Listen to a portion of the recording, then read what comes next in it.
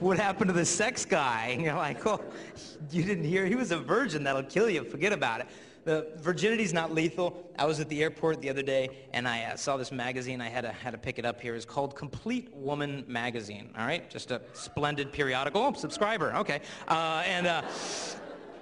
And so this guy's in here. They're talking about sex. And this guy says, quote, he said, sex is extremely important to me. When I'm in a relationship, it's essential. In fact, a year ago, I felt compelled to break up with a woman I really loved because we didn't have sex enough. The lack of sex nearly killed me. So apparently he's rushed to the hospital for lack of sex or something. But this is what we're basically told, that if you're not having sex, something's wrong with you. Maybe you're dropped on your head as a baby or something. But then they say, but if you have had sex, it's too late for you anyway. We hear this constantly. And I know some of you are virgins, and I know some of you are not virgins. And frankly, I don't care what happened last weekend, last month, last year. I mean, it's in the past, and I mean, I care, but what's happened has happened. For those of you who are virgins, I say good for you, because people who get married as virgins have a divorce rate that's 60 to 70% lower than those who won't wait for marriage. Now, some of you are thinking, well, Jason, look, I'm not a virgin anymore. Or Jason, I had my virginity taken from me. Does that mean I'm going to have a messed up marriage? If you're like me, you're so sick of the whole divorce thing. I was just over to high school in Washington. After the talk, a junior comes up to me, and he goes, Jay, goes, I know what you mean about divorce. He said, Jason, my dad is on his 9th marriage. High school junior had seen his dad get 8 divorces. Now in LA, I live in San Diego. Up the coast in LA, there are jewelry stores in LA where you can rent wedding rings. You don't have to buy them anymore because they know you're just going to dump your wife. You might as well save some money in the whole exchange. I found that out because I had to go shopping recently because Kristalina and I got engaged a couple months back, which is a pretty cool deal, so thank you very much. So, but, you know, we're also sick of the whole divorce thing. So it starts to make a bit of sense. But what about everything that comes before sex? Can you do this on a date? Can you do that? Easiest way to figure it out is this. We're at this high school in Chicago. At the end of the talk, we did a Q&A. Guy raised his hand, and he goes, okay, Jason. He says, your talk was fun. He said, but can we get specific? I said, well, sure. And he goes, well, I want to know exactly how far I can go with my girlfriend. I said, well, that's a good question. What do you want to do with her? And he was like, uh-oh. I said, yeah, okay. I said, well, we're not in 3rd grade. We can be specific, mature. What do you want to do? And he's like, cool.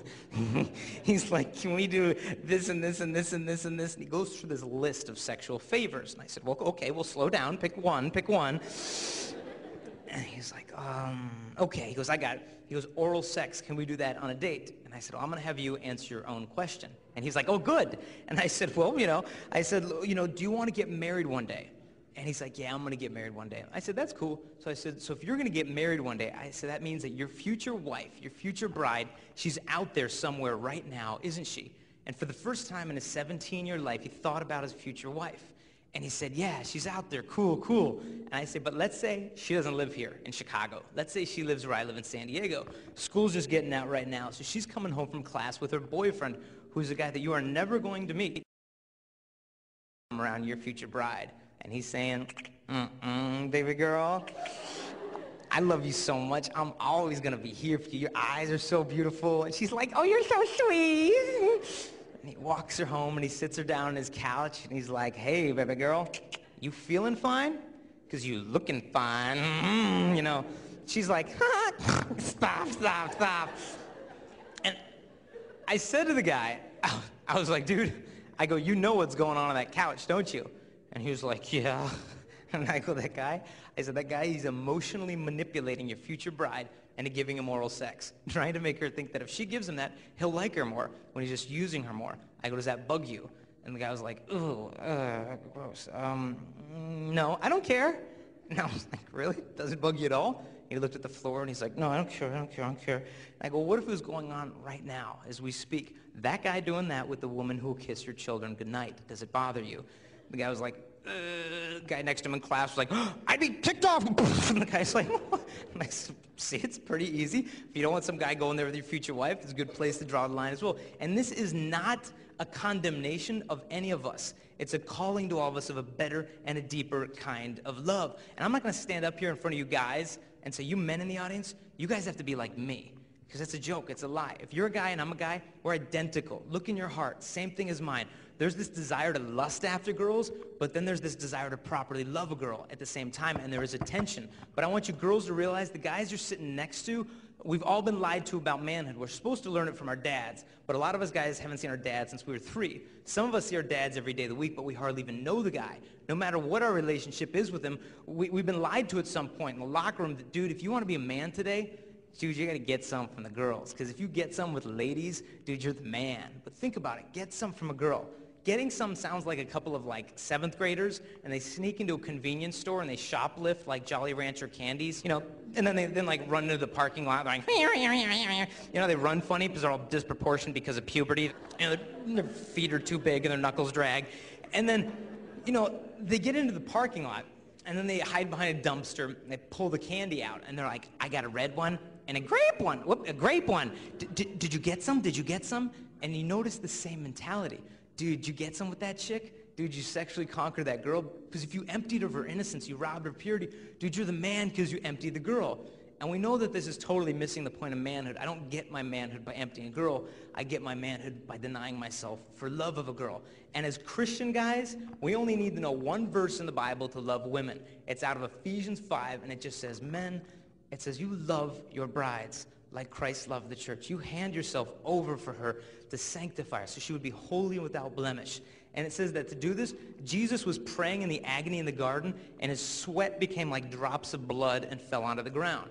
A lot of you, I'm sure, go on to study medicine. You'll learn about this. It's called hematidrosis, which means under extreme stress, the capillaries in your skin will rise up, come in contact with sweat glands, which burst, and you bleed out of the pores of your skin, and your skin becomes a very deep bruise. And I remember the worst bruise I've ever got is I played 3 years of college baseball, and I think I actually set a record for our university, a very prestigious record. I was hit by the most pitches in a game, okay? So it was the first inning of doubleheader. I came up, and first inning, the guy throws the first pitch, and he throws a curveball down and in, and he hits me in the calf with it, you know, pop, and I'm like, didn't hurt, didn't hurt. Come back up like the 3rd inning.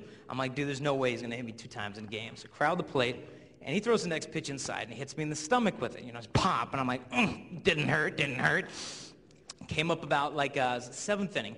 I'm like, dude, there's no way he's going to pop me 3 times in a game. Just crowded the plate, and he has no one on base. So he just does his full windup, throws his fastball, which they clocked at about 90 miles an hour, and he thought that this one would be delightful to throw into the middle of my thigh. And so just pop, and I land on the dirt, and I'm like, it didn't hurt, it didn't hurt. But the bruise was so cool because you could see the seams of the baseball bruised into my thigh for about 2 weeks. So it was a cool bruise. Now, imagine, though, your body with a bruise like that. Then they would take Christ and scourge him on top of it. They would wrap his arms around a pillar so his back is stretched out. Then they would come to him with 4-foot wooden rods. At the end of the wooden rods, they attach whipping tassels. And at the end of the whipping tassels, they attach fishing hooks, fishing weights, pieces of glass, metal, and sheep knuckle bones that are very coarse. So when you'd crack it onto a guy's back, the weights hit you like you hit a piece of fruit. It would soften the back tissue. And then the hooks would sink in. All they would have to do is just pull it down, and it would take the flesh off the back of a man from the nape of the neck to the heels of the feet. It said you can actually count a guy's bones in his back.